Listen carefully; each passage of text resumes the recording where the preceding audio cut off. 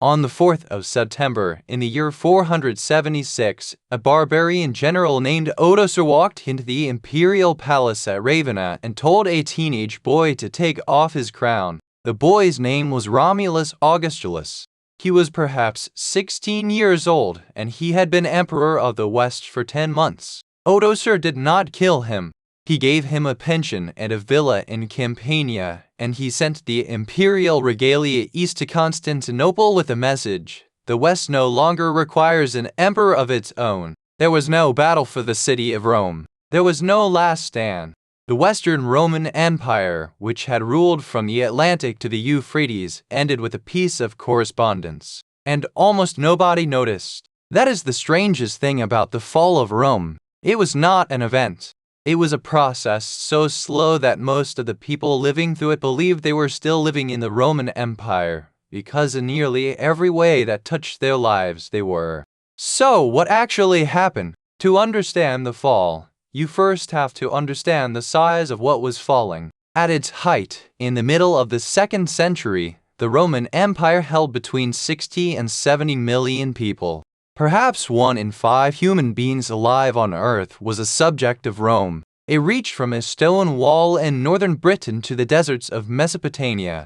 50,000 miles of engineered road tied it together. A single currency was good in London and in Antioch. A merchant could sail from Alexandria to the port of Rome and expect the same law, the same coin, and the same language of business at either end of the voyage. Green fleets left Egypt and North Africa every year to feed a city of 1 million people. Aqueducts carried fresh water into towns that would not see running water again for another 15 centuries. On a farm in Britain, an ordinary family ate from mass-produced tableware of a quality that Ireland would not match again for over 1,000 years. This was not simply an empire, it was an integrated economy. And integration is another word for dependency. The first deep crack ran through the 3rd century. Between the years 235 and 284, Rome had more than 20 emperors. Almost none of them died in bed. A general on the Rhine would declare himself emperor and march on Italy. A general in Syria would do the same. Persia captured a Roman emperor alive and kept him. Plague moved through the cities, and at its height it was said to be killing 5,000 people a day in Rome alone. And then the money broke. Under Augustus, the silver denarius was very nearly pure silver. By the reign of Marcus Aurelius, it was 3/4 silver. By the 270s, the standard coin of the empire was a copper token with a thin wash of silver on the surface, perhaps 1 part in 20. The state had been paying its soldiers by quietly taking from everyone who held its currency. Prices went where you would expect them to go. And yet the empire did not die. That is what makes Rome genuinely remarkable. A soldier from the Balkans named Diocletian put the thing back together, but the repair had a price. He doubled the army. He multiplied the bureaucracy. He tried to freeze prices by decree, and when that failed, he taxed land and people directly, permanently, and hard. Rome survived the 3rd century by becoming much heavier. A state that had sat relatively lightly on its provinces became one that had to extract from them constantly, simply to stand still. Then it divided. Constantine moved the empire's center of gravity eastward, refounding the old Greek city of Byzantium as Constantinople in the year 330, a capital with better walls, better harbors, and richer provinces behind it. In 325, the emperor Theodosius died and let the empire to his two sons the east to one and the west to the other.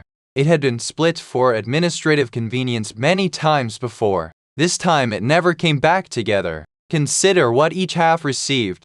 The east held Egypt, Syria, and Asia Minor, dense, wealthy, and taxable. Its land frontier was short. The west held the long river frontier, the Rhine and the Danube, thousands of miles of it, facing everything beyond.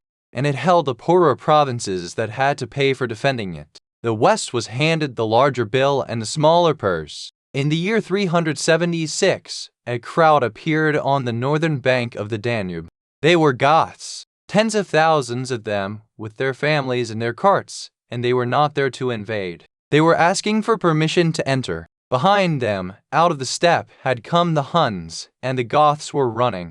Rome had absorbed frightened people before. It let them cross, and then it starved them. Roman officers on the frontier held back the grain they had promised and sold them dog meat instead. According to the historian Ammianus Marcellinus, the price was 1 dog for 1 child taken into slavery. In 378, those starving refugees, now an army, met the Emperor Valens outside the city of Adrianople. By evening, Valens was dead, his body never recovered, and 2/3 of the Eastern Field Army lay on the ground. Rome had lost armies before. What it could no longer do was replace them quickly. On the last night of the year 406, a coalition of Vandals, Alans, and Sueves crossed the frozen Rhine, and they were never driven out. Britain was effectively abandoned within a few years. Spain and Gaul filled with armed groups that Rome now had to bargain with rather than destroy. In August of 410, Alaric and his Goths entered Rome itself and sacked it over 3 days. The city had not been taken by a foreign enemy in 800 years. In Bethlehem, Saint Jerome put down his pen and wrote that his voice stuck in his throat. The city which had taken the whole world had itself been taken. But the wound that actually killed the Western Empire came later, and it was much quieter. In the year 439, the Vandals took Carthage. With Carthage went North Africa, and North Africa was the West's grain supply and its single richest source of tax revenue. An empire that could not pay could not raise soldiers. An empire that could not raise soldiers could not take North Africa back.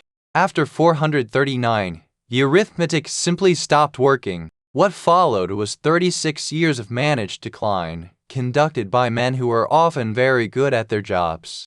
The general Aetius held Gaul together with almost no money by playing one armed group against another. In 451, on the Catalaunian plains, he stopped Attila, the Hun, using an army that was mostly not Roman. 3 years later, the emperor he had served stabbed him to death in the palace in person. The year after that, the emperor himself was murdered, and the Vandals sailed up the Tiber and stripped Rome for a fortnight. By the 470s, the Western Empire was Italy and a strip of southern Gaul. Its emperors were the appointees of whichever general held the field army, and they were replaced every year or two. So when Odoacer finally stopped appointing them, he was not destroying a state. He was declining to keep up a formality. And in the East, the empire he set that country would carry on for another 1,000 years. So why did it happen? Here historians genuinely disagree, and the disagreement is worth more than any tidy answer. Edward Gibbon, writing in the 1770s, blamed internal decay and the softening influence of Christianity. Very few historians follow him there now. A powerful modern school argues that fall is simply the wrong word, and that what happened was transformation. The Goths and the Vandals wanted into the Roman world, not the end of it. They took Roman titles, spoke Latin, kept Roman law, and buried their dead in Roman ways. The empire did not so much collapse as devolve into its own successors.